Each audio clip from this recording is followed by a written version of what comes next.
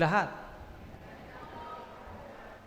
Ngayong ikasyam na araw ng nobinaryo, sa ngalan ng ating kura paroko, gusto ko pong pasalamatan ang mga sumusunod.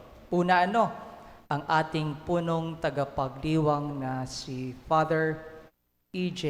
San Diego, Parochial Vicar of Holy Cross Parish. Father, maraming salamat po sa pagbibigay panahon sa pangunguna sa aming celebration ngayong ikasyam na araw ng nobinaryo. Gusto ko rin pong pasalamatan ang pamayanang Kristiyano ng Nazareno, Barangay 828. Nandito po ba sila?